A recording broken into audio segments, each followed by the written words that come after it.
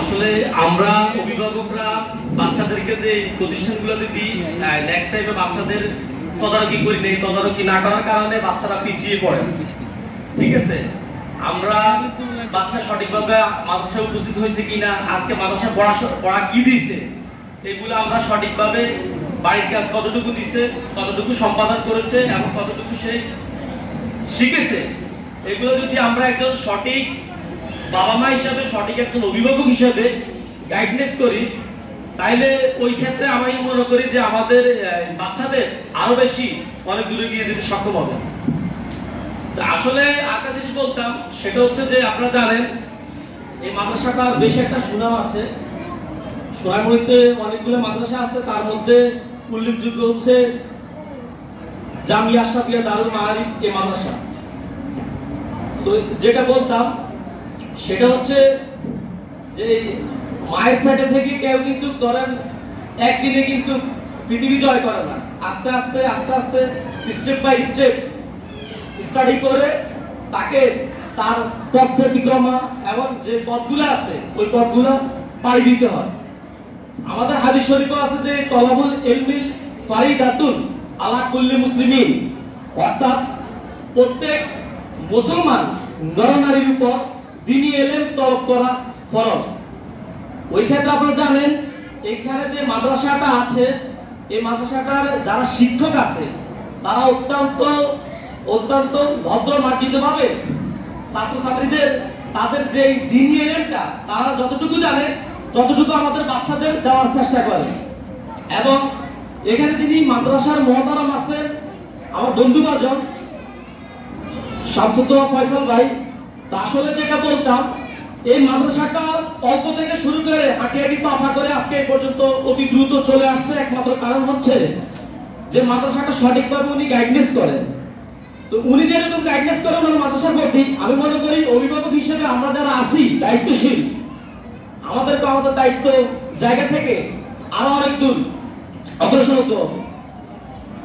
তো আসলে যেটা বলতাম সেটা হচ্ছে যে আপনার ছেলেকে আপনি স্কুল কলেজ ভার্সিটি অথবা যে কোনো লাইনে ধরেন ডাক্তার বানান, কিন্তু আমি ফার্স্টে হাদিসের উদ্ধৃতি বলছি যে আমরা মুসলমান হিসেবে দ্বীনি ইলমটা অর্থাৎ দ্বীনি শিক্ষাটা যেটা আমরা মুসলমান সেটা আমাদেরকে শিখতে হবে সর্বপ্রথম।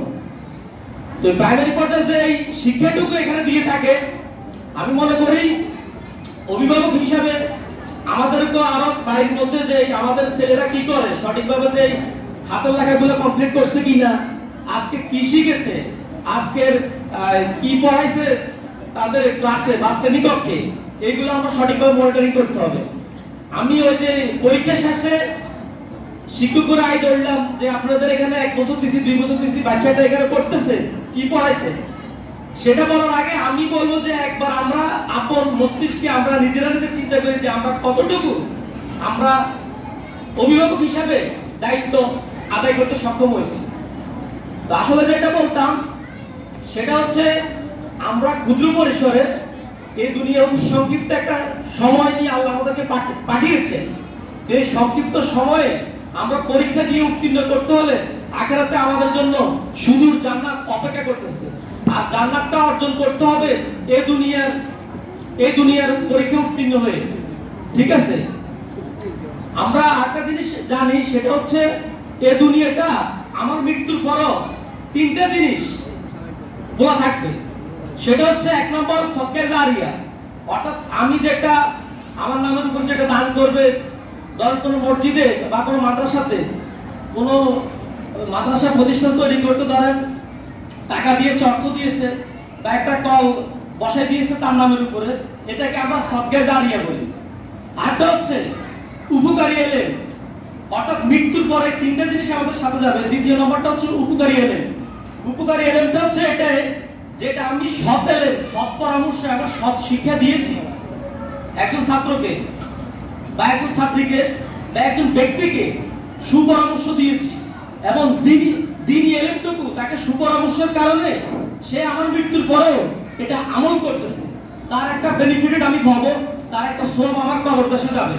ঠিক আছে, আরেকটা হচ্ছে নেক সন্তান, অর্থাৎ আমি দুনিয়ার বুকে যে সন্তানগুলো রেখে গেছি আমার নেক সন্তান যদি আমার সন্তান সৎকর্ম করে, তারও একটা সওয়াব, একটা আমলনামা ওই আমার কবরদেশের মধ্যে আল্লাহ তাআলা দিয়ে দিবে।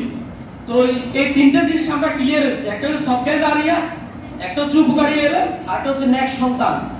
তাই আমরা বলি যে এই দুনিয়াতে যাতে করে আমাদের মৃত্যুর পরে আজকে আমাদের যে ছেলেমেয়েরা আছে এগুলো যদি আমরা সঠিক দ্বীনি এলেমে গাইডনেস করি, গড়ে তুলতে পারি, তাহলে আমাদের ইনশাআল্লাহ দুনিয়াবি এবং আখিরাতের কল্যাণ হবে।